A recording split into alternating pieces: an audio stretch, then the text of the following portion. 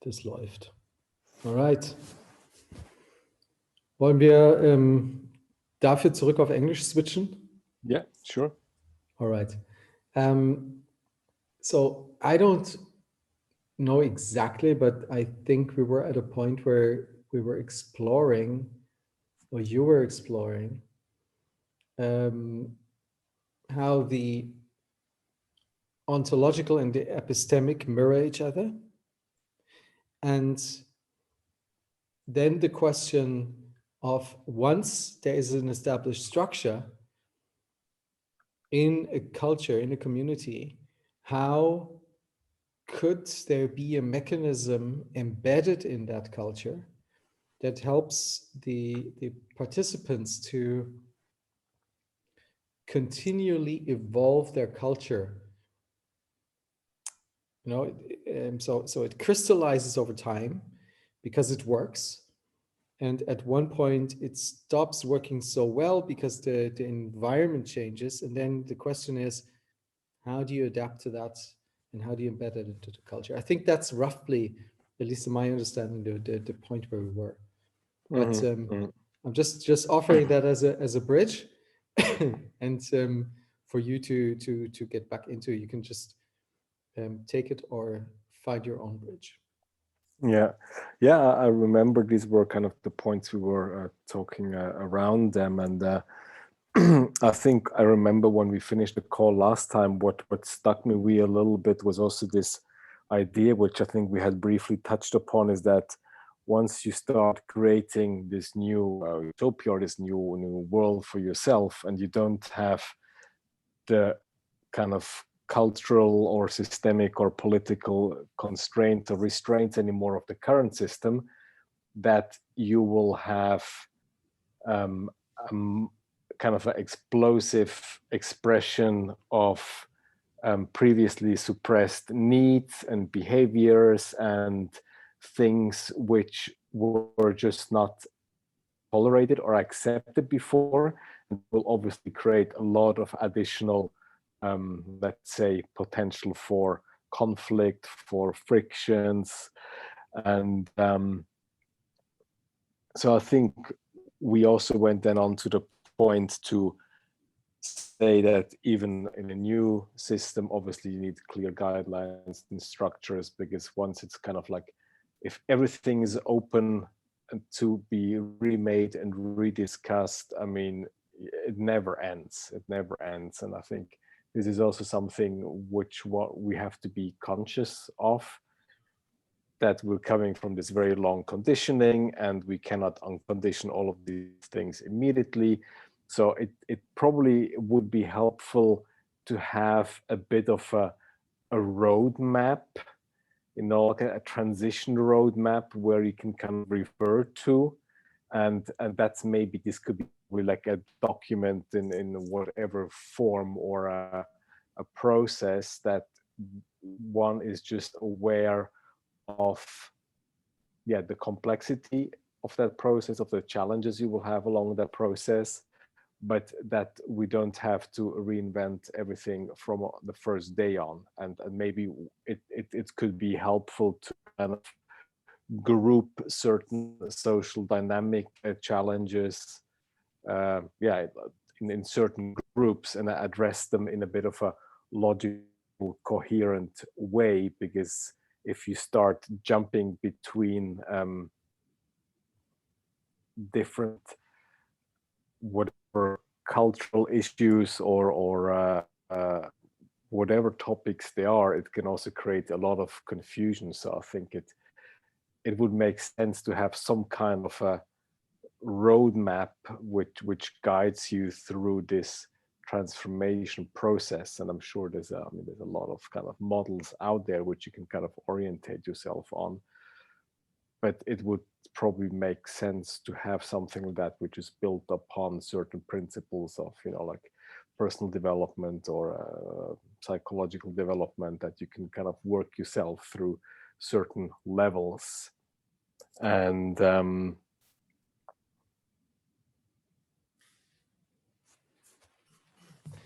yeah, that what just kind of came to my mind. I think that's also kind of the thoughts that I had last time. Yeah. So mm,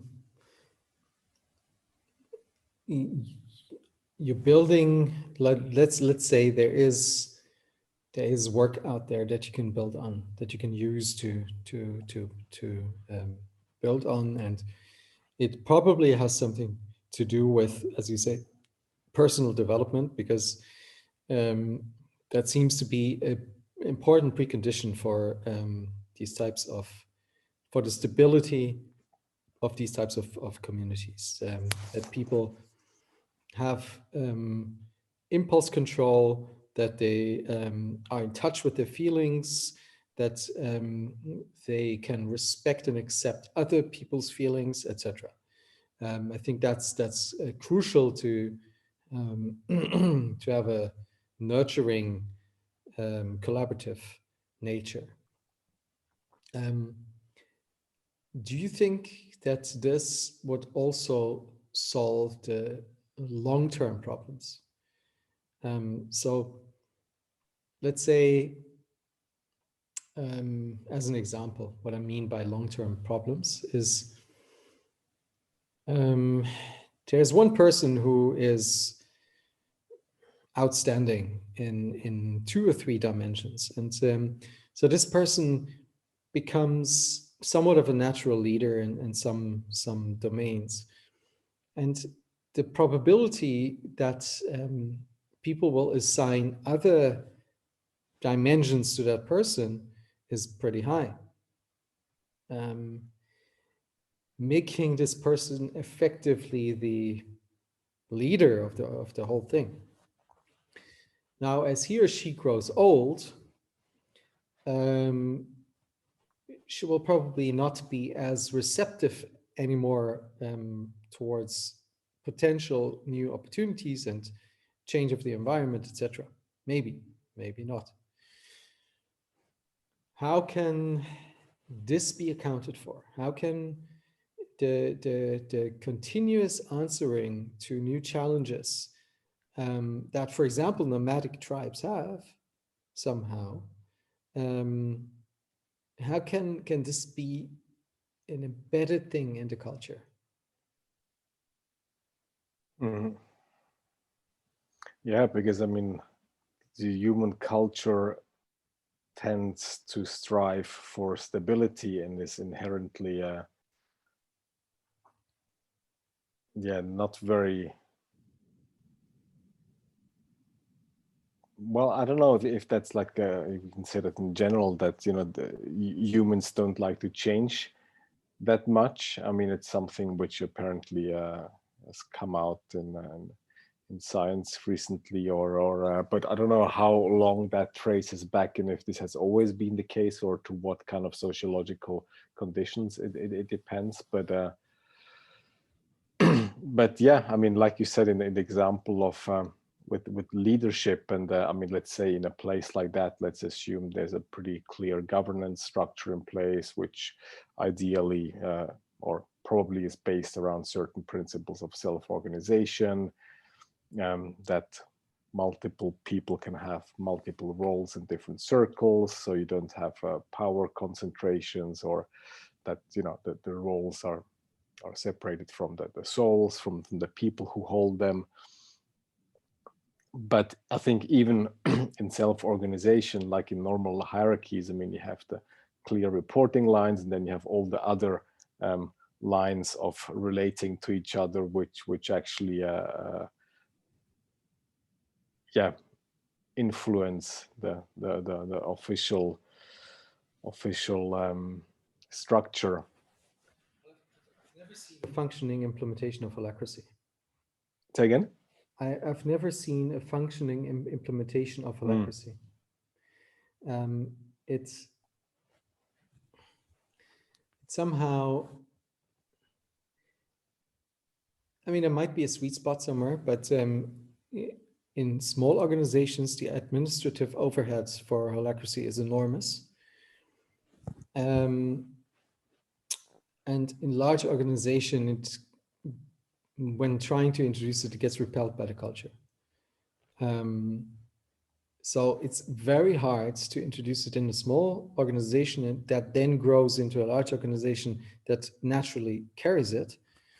Um, but that might just be something you can deliberately do in that community. But I don't know. Do you know anybody in a community or an organization that has successfully organized themselves in circles? Yeah, I mean, there's a lot of experimentation going on with that, I think, at the moment, and probably holacracy was one of the first kind of, like really well presented, or we can say thought through or documented models. But obviously, it's being adapted a lot to different cases, and I mean, what you see more in the community space, obviously people tend to go more for sociocracy because it's a bit more appealing, gives you more flexibility, and you can adapt the system to your own needs. But I mean, I think we're still very much at the beginning of that. I mean, all these models are still pretty new, and maybe with the help of technology, with everything which is now supporting decentralized governance, we will maybe get new tools which just make it easier and more hassle-free to have self-organized structures, because it will take out a lot of the complexity, like you said, with the admin overheads. I mean, it's way too high, especially in the beginning, to introduce it, but also to maintain it. It uses a lot of resources. So maybe the whole, IT-based, AI-based, blockchain-based solutions might bring the necessary ease in that, and the necessary user friendliness as well, which requires less time for the participants and the practitioners to understand the systems and to get into it.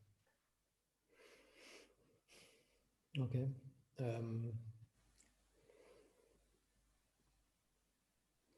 So if you achieve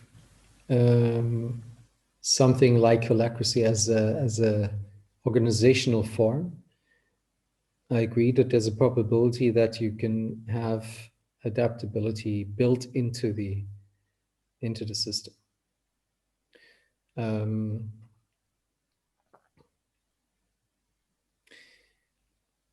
What are your thoughts? Because it's linked in a way. What are your thoughts on how do you reward or sanction behavior?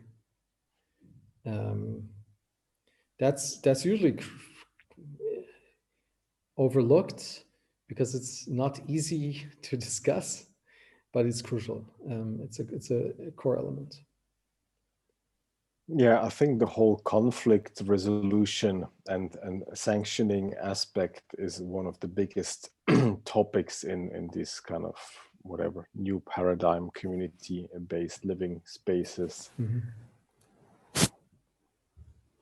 Because I mean, you start from the assumption that we all, evolved mature beings, and that we will be able to, control the conflict issues, or control, or just, handle them in a sensible way.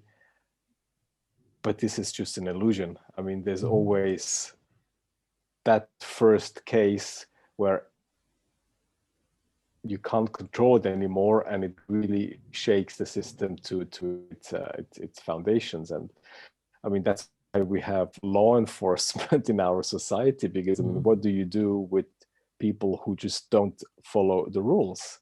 And it's also a psychological thing, I mean, there's like certain whatever disorders you might have, or just different behaviors or different needs, and which don't fit in that system.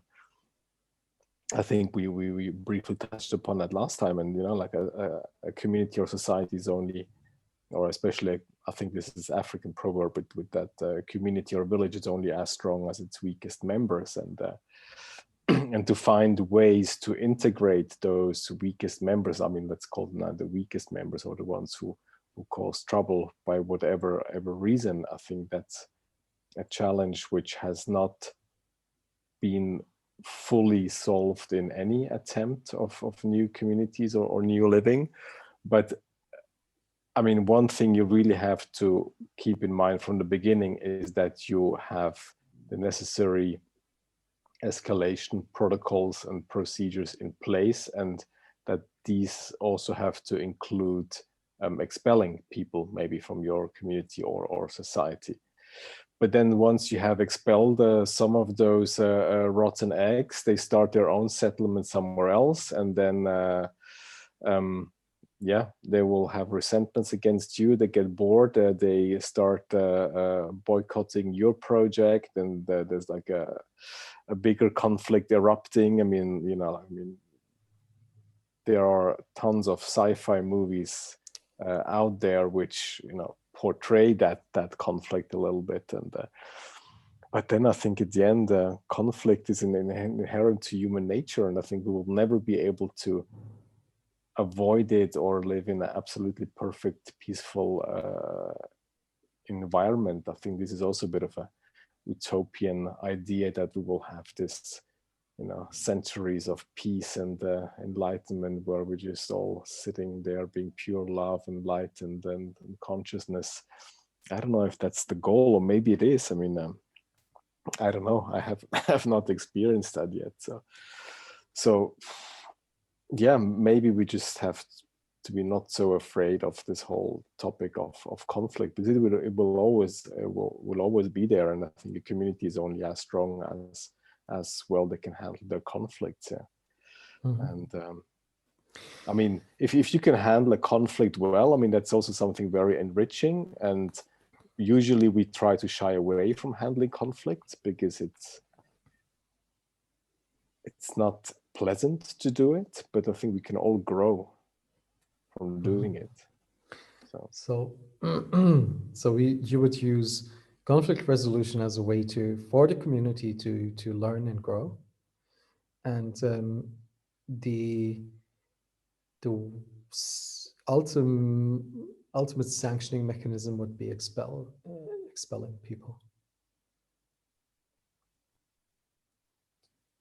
Yeah, unless you, I mean, I think depends a bit of the size of your community, your settlement, and the actual infrastructure and resources you have.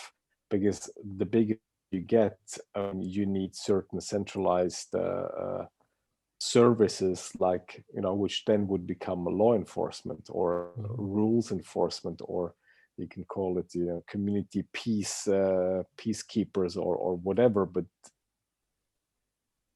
once you get to the point that you have to start building prisons in your settlement, I think then you're definitely not on a good track. So I think it will have to be expelling in the beginning, but yeah.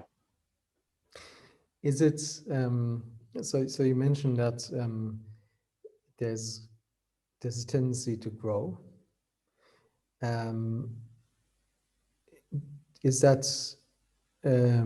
that a good thing, or is that something that could also be chosen to be actively prevented by, for example, like Gore-Tex in Switzerland? They have this little mechanism. They have a number of parking spaces, and as soon as the people start parking outside of those parking spaces on the lawn, they know they need to start splitting and setting up new offices somewhere else. So is there something like that, or would you rather answer to growth with new institutions?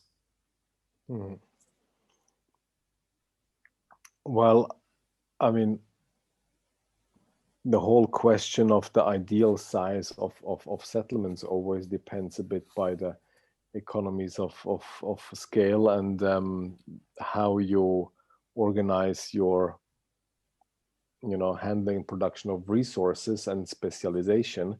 I mean, one only village cannot produce all the necessary resources, and so there will be obviously a lot of different specializations going on at some point, and they will also be, I mean, not everybody wants to live in a village, so there has to be larger and smaller settlements which are probably going to be growing in a very organic way, and then I more automatically when you're dealing with growth issues, adapting infrastructure, and I mean, it depends if you have like a certain model that is based on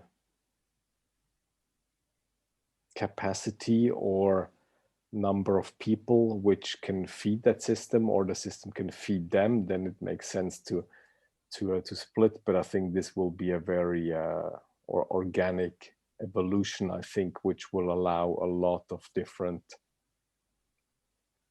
cells of different size and different shape. But I mean, if we see this now in the context of an actual society of a country, yeah, there will probably be certain centralized services and authorities to take care of certain things which just have to be taken care in a bit more centralized way in order to ensure their functioning. But it's kind of hard to really imagine that on a really societal scale, because it's like so different what you would have right now. And a lot of people speak of like the more like romantic utopian versions where we're all living in small settlements and there's these tiny houses, and a lot of the things which we have right now being centralized are just not existing anymore because we don't need them anymore. It's hard to imagine that. It's as much as I spend probably a lot of time thinking about these topics, when you really try to imagine it, it's hard. Where's the boundary? So where does it move from easy to hard? What are the things that stop you from really developing that picture in your mind? Well, I think it's easy when I think of it in terms of that the people who are open for that kind of lifestyle, who already kind of want it now, who are kind of dreaming of that, who are maybe want to call it the ready in that perspective to actually adopt that kind of lifestyle and to deal with its kind of challenges, because then you have pretty well, actually it's a homogeneous group, but you could envision that there will be a pretty well functioning structure for a certain while, but it becomes more complicated when it's really a large scale adaptation of that living model or living principles, because you will have to involve a lot of different mindsets and different needs, and people might actually not want to live like that. So to deal with the whole societal complexities and dynamics with the fascinating diversity which we have in our culture and our society, I think that's hard to imagine, because then maybe my idea of the utopia will become a very different one, because there are just so many different needs and we all have to take these needs into consideration. So it might turn out very differently that what I'm kind of envisioning now, and that kind of takes a little bit the fun out of it in a way, or maybe adds some fun to it, because it just becomes much more complex and unpredictable maybe. And if you look at the main drivers for the complexity that bring about the problem you're describing, what does your intuition tell you how you would like to solve these drivers for complexity? Mm. Well, I think one big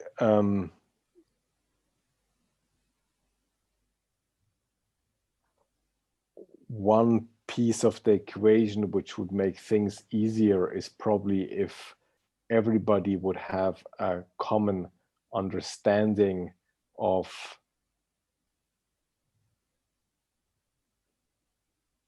the systemic functioning of society, why things have maybe not worked as much anymore, have not worked as well anymore in the past or the present, and why a change is necessary, because I think because we are on very different levels of information and of our own evolution. So if a lot of people are still kind of clinging on to the old models and the old ways of doing things, it will be so much more difficult to have a common new narrative, to have a compelling storytelling that really is inclusive and inspiring to everybody. So I think it will need a lot of, I don't know, some kind of a educational effort first to really bring everybody on the same page. I mean, you even see it now. I mean, I just had a discussion, I think yesterday, with somebody about the SDGs, and the guy didn't even know what the SDGs are. And it's like, I mean, I don't know, 95% of the people don't know the SDGs. And then you talk about sustainability, and there's like so many people who are not even aware that we have a sustainability issue or a climate issue or whatever issue, and that all these things are in place. And like, well, how do we, move ahead as a society, as a species like that, if there's like such a huge discrepancy on the level of knowledge and perception of what is needed and what's necessary in the world? So I think that's like, I mean, I don't know, there's no real answer to that. So, Yeah, this is exactly why we phrase the main question in the way we do, which is, you don't have to deal with the current civilization. You're somewhere out in the forest, and you just don't deal with it. And you're free to design however you think is best. So I'm hearing a lot about the alignment of mindset, and how to integrate or expel the people who aren't aligned, essentially. So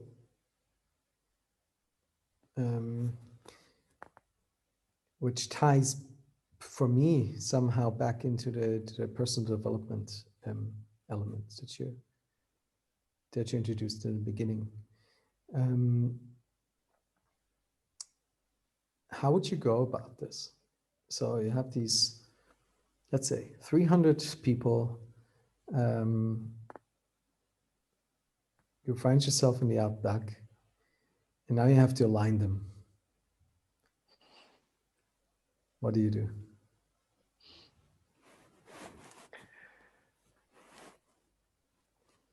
Well, I would really hope that in these 300 people, there are some people which are very experienced in personal development in general, who have a good overview of all the tools available. Because ideally, I mean, you would like to have some kind of process which is defined that everybody goes through to some extent, so that you have like a common language and a common understanding of what is important as a collective, like you said before, how you deal with other people, with emotions, with communication in general. I mean, there's a lot of models out there, and you can just take, I don't know, spiral dynamics or whatever, the whole integral story.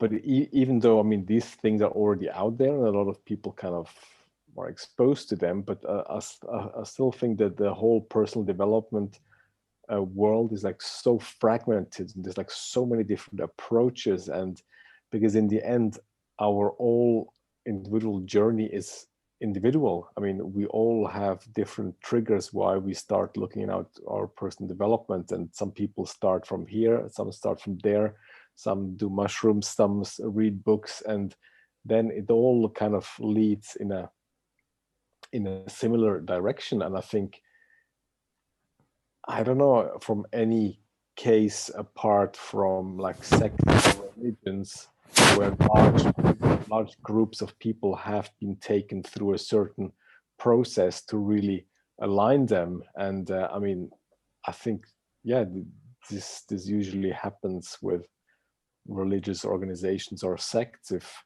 a group comes together or new people come in, they have to go through this kind of process to then be, like accepted in the tribe. And how this could be adopted to a more holistic approach to personal development, where you have to give a lot of freedom to everybody's own expression and journey and time it takes him. So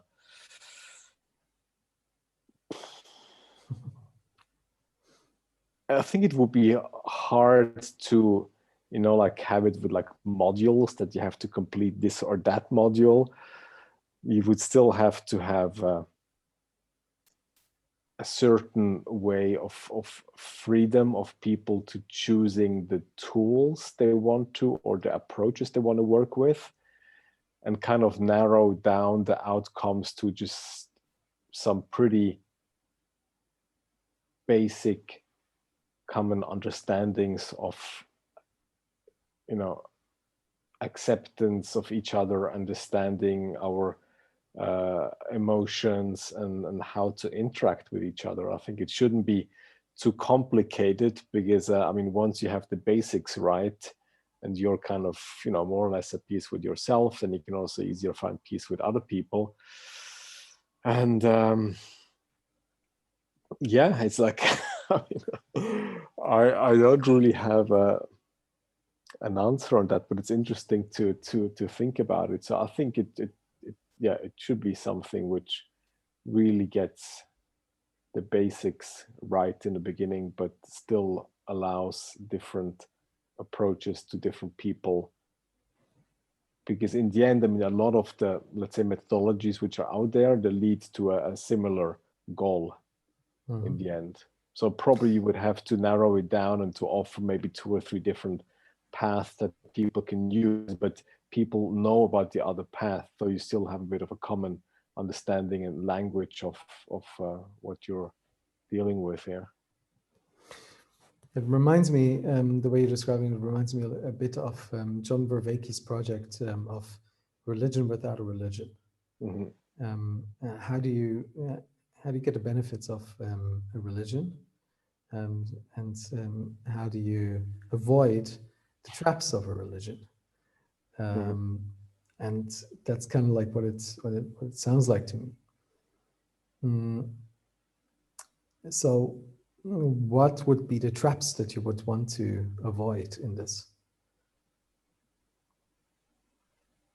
Specifically focusing on the personal development or the community building growth aspect. Yeah, this element. So we identified that there needs to be a strong piece in this, maybe even specifically in the beginning, but probably more continuously, which revolves around personal development.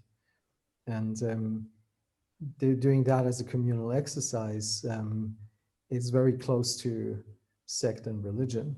There might be some traps that you could fall into that bring the system you're trying to build out of balance. And so I'm curious about what these traps could be, about how to deal with them. Yeah, I mean, probably an obvious trap would be like with any other, like spiritual or religious belief system, is the whole issue of dogma. That once it just becomes very dogmatic, and you start to having, like this kind of a rivalry or judging thing happening within the group, who's, like more spiritual or who's more advanced in that journey, and then you start creating this kind of rankings based on your progress throughout that, whatever journey it will be. I think that would be something that has to be avoided. So you still have to take everything, with a grain of salt, and lightness, and joy, and to just see it as, yeah, I mean, not like in a game, but still, I mean, everybody is kind of committed to it. I mean, there has to be a strong commitment that you're, giving your best in that process, and to evolve as a person, but it doesn't have to become a serious thing to be achieved, which everything else is measured upon. I mean, it's just kind of a part of your daily life, but if you see things in a larger perspective of maybe of multiple lifetimes or not, certain people maybe in a current life or incarnation, if you want to use that, make maybe a little progress or different progress, and others make more progress, or you have a different way of progressing. So I think you still have to leave room for acceptance of maybe people's potential for actual personal development, and certain people might have a very different way of expressing their spirituality or personal development, not through practice, but through their daily activities, or like have more embodied approach of personal development, whereas others are more focusing on the books. So I think you still need to leave that freedom of expression in your personal development, and not measuring each other based on certain milestones. So it still has to be. Yeah. But how do you build reliability into this then? So you need to be able to in order to collaborate, you need to be able to rely on people. And if you don't add accountability and certain milestones and measurements, at least I have a hard time imagining how I can begin to trust people to do the actual work, to collaborate, if they're free to do whatever they want.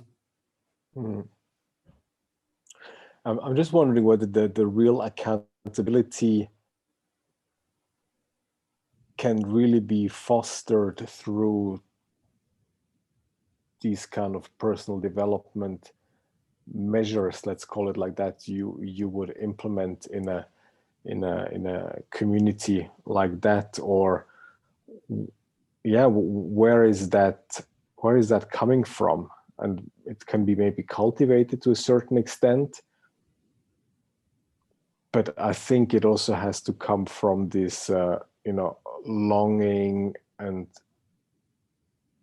desire to create a different way of living, which ideally would motivate people who embark on such a journey, that maybe you don't have to really create this accountability in the first place, but it's already maybe there to a certain extent. But then again, I mean, everybody has, or a lot of people have different ways of relating to accountability and how work is being done. I mean, there's also certain typologies which exist, how people work and how people relate to pressure and deadlines, and but I think this also has to be taken into consideration, maybe, that we are just different and not the same thing can be expected from everybody, because then I think we will just end up being robots in a way. I think it's important to find the sweet spot between robots on the one hand and free, unreliable agents on the other. Right? So between total crystallization and rigidity and sucking out the life and the movement, and on the other end, total evaporation, full degrees of freedom and movement, like a gas, which either evaporates or explodes. So so somewhere in between, there's this gel, that type of mode of operations that has the consistency to actually function in the world, and the way I usually come up with a compromise is that I add deliberate decision to the mix. So that gives me the freedom to set up a bunch of rules that people have to stick to, and then give them the freedom to walk away.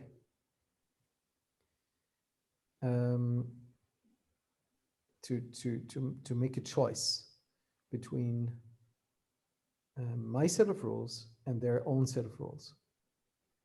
And I think if there might be moments in which there is a separation happening because part of the group decides that they want to go away. But to me, if it's of crucial importance that in the most basic agreement between everybody is that there's a full support and or independence of the individual on a survival level. So everybody has food, shelter, and clothing. By definition, there's nobody who doesn't, even if you don't agree or and in the best case, everybody has that, can achieve that with their own power.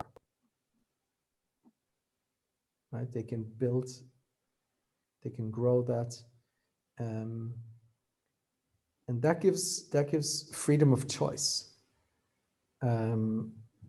Because in an emergency case, you could be able to live alone or in a small group.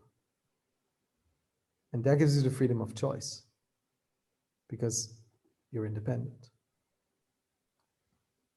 So I think that mode of existential independence allows you to be able to move freely between options. Yeah, I mean, the freedom of choice obviously would be a different one if we envision a society like that, because there you would basically really have the right to kind of completely drop out and do your own thing. Whereas in our society, I mean, this is not really possible. I mean, there's still certain ties you need to have to the state, to authorities, and you cannot live. I mean, it's almost possible to even find just a place of land because everything belongs to somebody, owns to somebody, and you need to pay taxes or health insurance or whatever. I mean, it's kind of hard to really drop out of that. And in a new kind of society, that possibility, I would assume, would be there, but which will take us or certain elements of that society back to a very, very basic life. Because I mean, even as a small community, you're not able to provide all the necessary services. I mean, now, okay, we have shelter, we can grow food, but this will really bring us to a rather basic level if you don't have maybe centralized kind of centralized basic healthcare, or you know, maybe a more centralized production of certain processed goods, depending on wherever you live, and you just have to live off what you grow. It will be a very, very basic life, and which is an option, but I'm not sure if that's what we're really striving for. But then again, obviously the whole element of technology comes in, and hopefully that will provide us a certain level of comfort without having to you know, break our necks for it, which will give us then a bit more actual freedom of choice without having to sacrifice too much quality of life. Because I think ideally in a future society like that, we should be able to live on a much more even level without having this extreme separations of wealth and standards and comfort of living. So I think it should be more, yeah, more equal.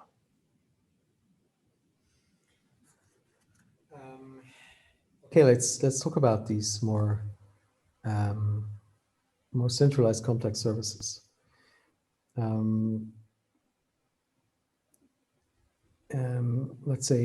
Let's talk about healthcare. There's a version of a healthcare system existing at this point. How would you envision a healthcare system that actually works? Okay, I'm implying that it doesn't. Maybe in your view it does, but so what does the healthcare system look like? Yeah, I mean, I would probably imply the same thing. I don't really believe that our healthcare system works very well, or I think at least it's not very fair, because I mean, like a lot of other sectors of our current system, I mean, it is a problem of wrong incentives which have been manipulated by certain, I don't know, interest groups over the last decades. And yeah, our understanding of health has been manipulated also to a point where we have grown to have a very unnatural relationship with illness and death, which we can see in the current situation of the pandemic, which I think raises a lot of questions about you know, the right to die and how to die, and what's natural with regards to, you know, once you have reached a certain age. And but I think with regards to the future of healthcare, I mean, I would hope that we get back to a much more holistic approach to healthcare, where all the alternative methods of treatment are, you know, completely and fully accepted by the mainstream. They are covered by whatever sort of insurances there still will be, but at the same time, I also have high hopes on the advances of technology, which could add a lot to the quality of our lives without having to sustain a very, you know, very unhealthy, let's call it pharmaceutical medical industry, which is profit driven. I mean, if we would take all of the compromises out which are made for our health in the sake of profit, and really just focus on the well-being of people, I think we would gain a lot of quality of life. therefore, I still believe that these services will have to exist in some form of a centralized way, because otherwise it would just not be efficient, I believe, to be able to still offer these highly complex technological treatment methods, which I don't know. I don't know if all of them are that necessary, but I think they have their justification, but it's just the way we currently apply them, that we apply them in two extreme ways, and trying to save, like in the 95-year-olds and giving them another bypass and another artificial hip and things like that. So I think it comes to the whole ethical discussion will be quite important in all of that, and that we can really have honest ethical discussion as a society, what levels of health are natural and what is desirable, what is achievable, what do we want to support and what not. And ideally, in a society like that, I would believe we would have very different, I would say, hopefully healthier ways of living, behaving. I mean, like we see now with the pandemic, I mean, there's for example, in Switzerland, I think there's now apparently 8,000 people who died, but we still have 12,000 people who die each year of the causes of tobacco. And I mean, nobody even speaks about that. It's well, why don't we just do something about 12,000 and just kill that industry, maybe, instead of killing the whole economy for this and that. But this whole irrationalities of how we deal with our health, I think this would ideally be very different in that kind of society, and I think it would then have its repercussions on what kind of healthcare system is actually needed. In order for that to function, you need a healthy signaling system, because it is what's happening at the moment is very rational from a certain perspective. It is very rational from the perspective of a government who receives a significant portion of the income through taxing drugs like alcohol and nicotine. And from the totally understandable rationale of the producers of that stuff, it's also absolutely clear and logical, and if you believe in that idea, also good to do that, because it's a very easy way to maximize profit. If people had the true capacities to signal what they really want, then this would be different. Now, the signaling capacity of our societies is broken on two levels: on the level of economic signaling, and also on the level of political signaling. And so, how does signaling function in a healthy way so that the system can emerge properties that are actually serving the people?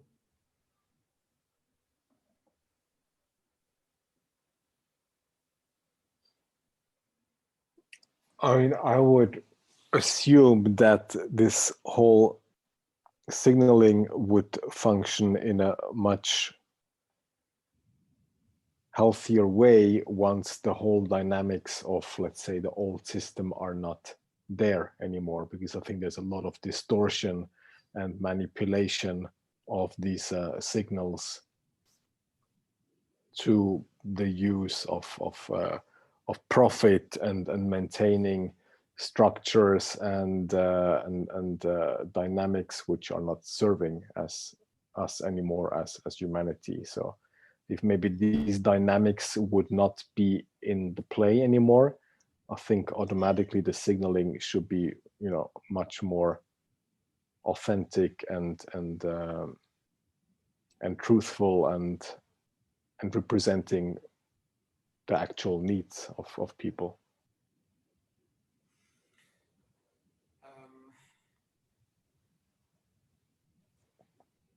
So, how would you go about designing that so it's actually works? Because currently, as you say, there's certain systemic structures that keep the signaling skewed or make them even more skewed. We call that inequality. How can we ensure as a society, and that ties back into the question of rewards and sanctions. We didn't talk about the rewards, where people want to receive rewards for more special things they do without skewing the signaling function. So in other words, how can you reward people without giving them more economic power than others? Yeah, I mean, this is something which the communists have already tried to some extent, maybe, to have everybody equal, which obviously they never were and never worked. But I think, yeah, but what kind of rewards would you need in a society where basically everything is equally distributed, everybody has what he needs? I mean, what would rewards be? Would they be material rewards? Would they be, I mean, if you start giving out privileges, the question, well, who gives out privileges? And then you start to create different classes again. And well, I mean, ideally rewards should not be material, I guess. They shouldn't be related to status. They should be more having to do with, with your intrinsic motivation of creating a better society and being at service. So it's more the intrinsic motivation that drives you, as opposed to getting rewards from the system. Yeah, but that's very utopian.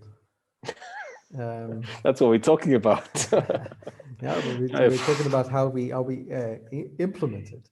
Yeah. So just hoping for the intrinsic motivation and skipping rewards. I can see a society in which everybody is super on a super highly conscious level, where this, on the surface at least, might be possible. But I think that you still need, it shifts into a different sphere. So if the I had a conversation with somebody about the difference between the human mind and the machine mind, and I was and still am very convinced that given enough time, machines will surpass us in intelligence. But what that person brought in to that conversation, which was very interesting, was that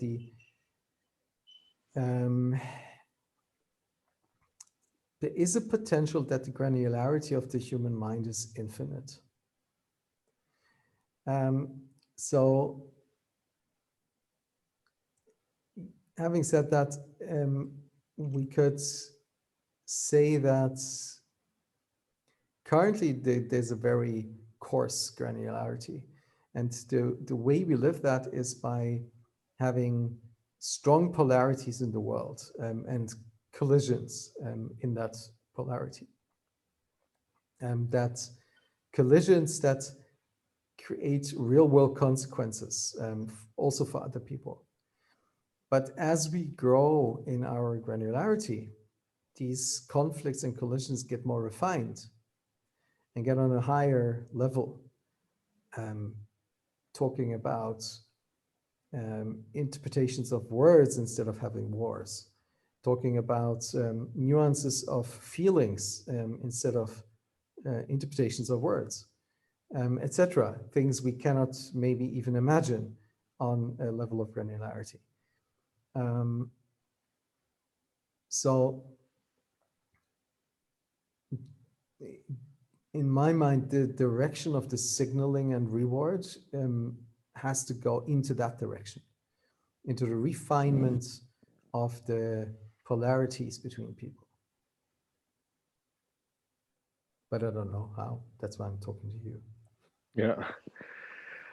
I mean, this is. I think it's hard to talk about because we can only make assumptions because we have not really experienced that. But I mean, relating back, I mean, if you look at, let's say, our journeys of personal development, how we have changed and how our needs have changed and how our perception of the world has changed. I mean, that's also kind of a refining of the granularity through our own growth process, which we had in our lives. Or, I mean, now referring to myself, I mean, I have very different needs than I had 10, 15 years ago.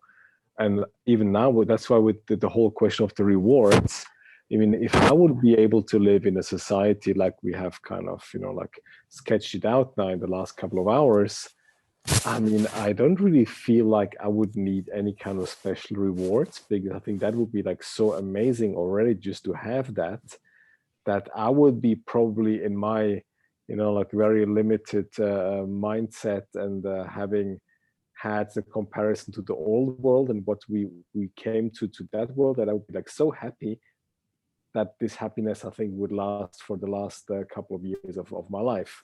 But if somebody grows into a society like that, where he has never known the old, he might have different triggers or needs for incentives along his personal development. But I can hardly, even try to assume what those would be. But I believe it will, like you just mentioned, it will go into very different dimensions than we can imagine now. It's not going to be anymore, well, to drive the fancy car, or then, well, maybe the community has one fancy car, and if you've collected enough brownie points, you can ride the fancy car one day a week or something. I don't know. There might be some little gadgets like that, but yeah, maybe these rewards will just not be necessary anymore, because we will take out so much satisfaction out of our human interactions that we will be, like getting our kick out of that, just making the other person happier, or being better at service, or maybe just not have these needs anymore at all. I mean, if you compare with, let's say, a monk, somebody who's living a bit of a refined life, I mean, he's not exposed to all the temptations from the civilized world, but I mean, they find their perfect happiness or equanimity just in meditation, and that's in oneness, and that's all they need, that's all they have. And I don't think they have, well, I'm sure they also have needs, but they have the tools how to deal with those needs and not having to fulfill them. But I think the more you grow and evolve, your needs also really change. So I think that would be an interesting thought that you brought in with the change of granularity.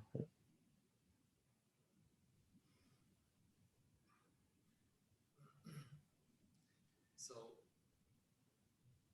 we've been talking about an hour now about picking up on the ideas of last conversation. Is there anything that's resonated with you, that's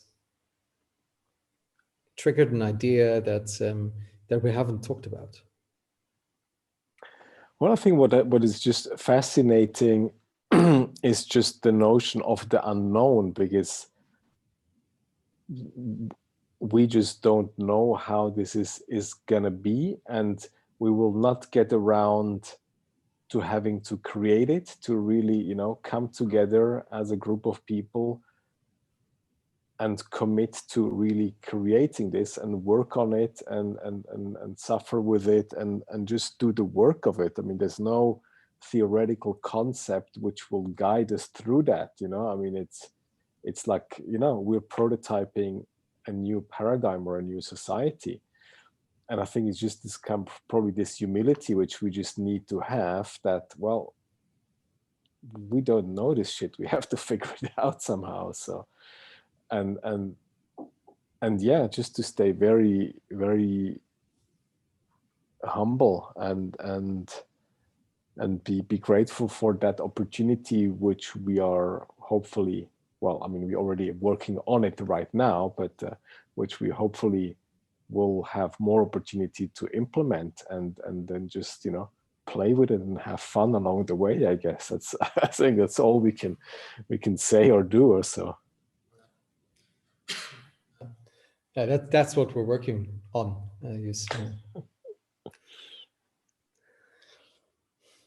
Okay. Well, I'm running out of directions and questions to ask for today. So I think we can close that part of the conversation, and I'll just hit the stop button on the recording. But thank you for the effort.